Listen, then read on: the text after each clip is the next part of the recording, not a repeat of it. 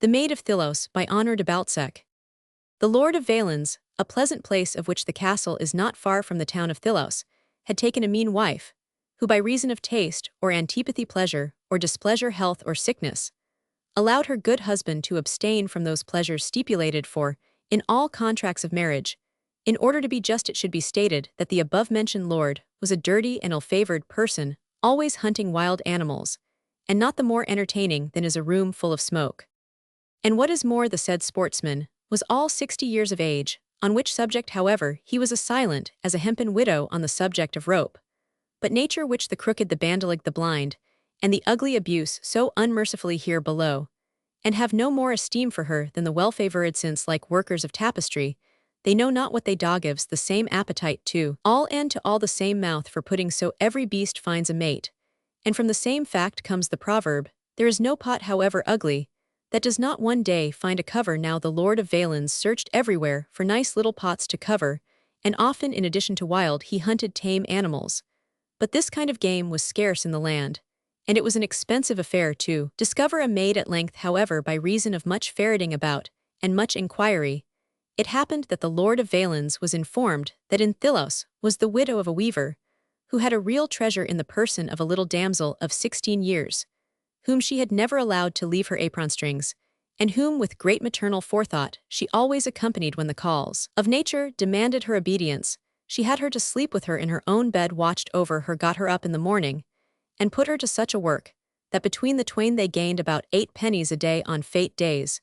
She took her to the church, scarcely giving her a spare moment to exchange a merry word with the young people. Above all, was she strict in keeping hands off the maiden. But the times were just then so hard that the widow and her daughter had only bread enough to save them from dying of hunger.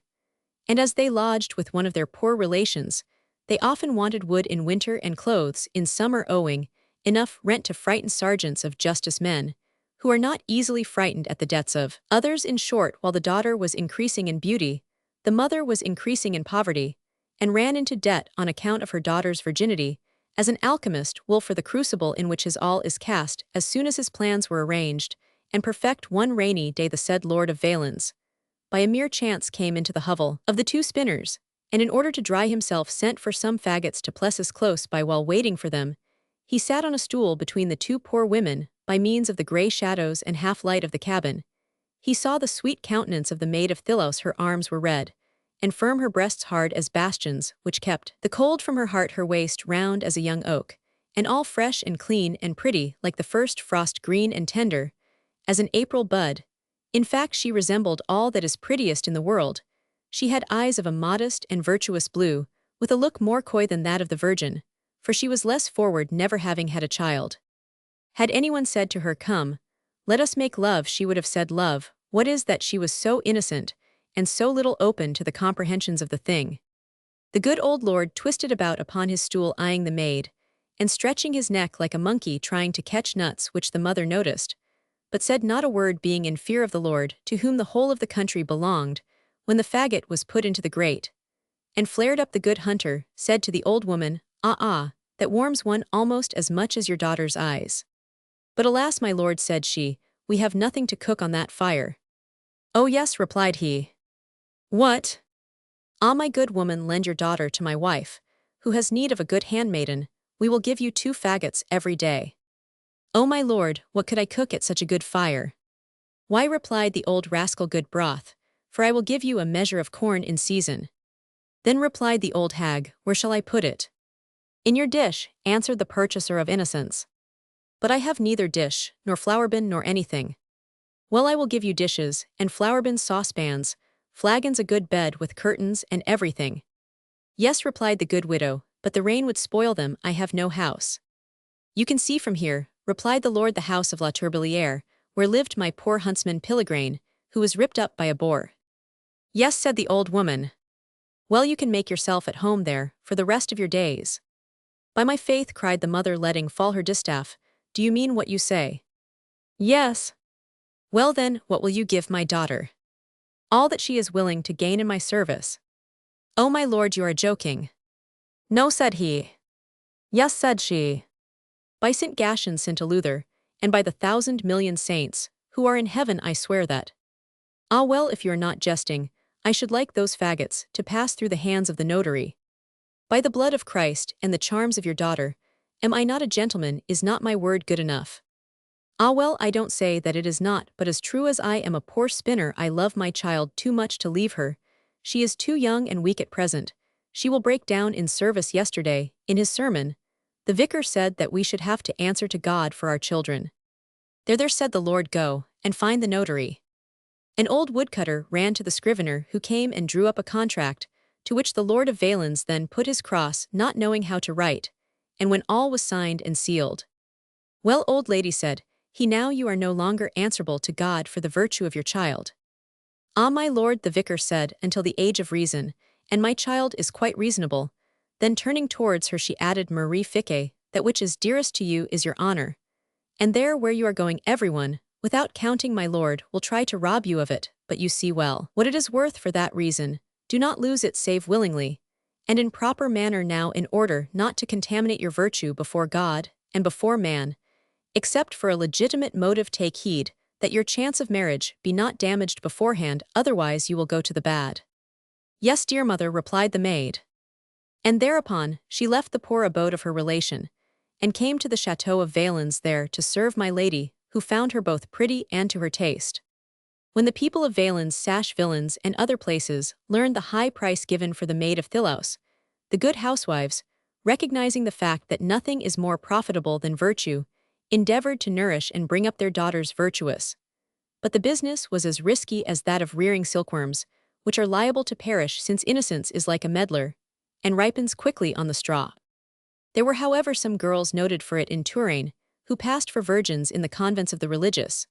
But I cannot vouch for these, not having proceeded to verify them in the manner laid down by Verville, in order to make sure of the perfect virtue of women. However, Marie Fique followed the wise counsel of her mother, and would take no notice of the soft requests, honeyed words, or apish tricks of her master, unless they were flavored with a promise of marriage. When the old lord tried to kiss her, she would put her back up like a cat at the approach of a dog, crying out, I will tell madame. In short, at the end of 6 months, he had not even recovered the price of a single faggot. From her labor, Marie Fique became harder and firmer. Sometimes she would reply to the gentle request of her master, when you have taken it from me, will you give it me back again? Another time she would say, if I were as full of holes as a sieve, not one should be for you. So ugly do I think you.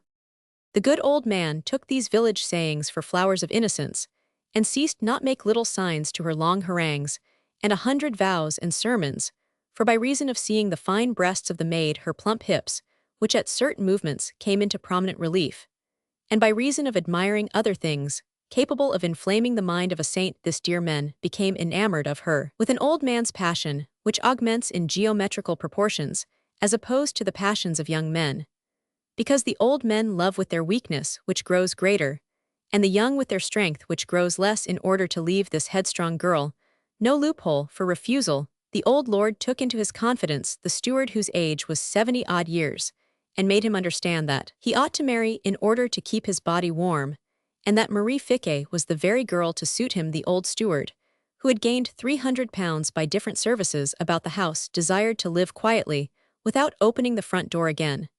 But his good master begged him to marry to please him, assuring him that he need not trouble about his wife. So the good steward wandered out of sheer good nature into this marriage, the day of the wedding, bereft of all her reasons, and not able to find objections to her pursuer.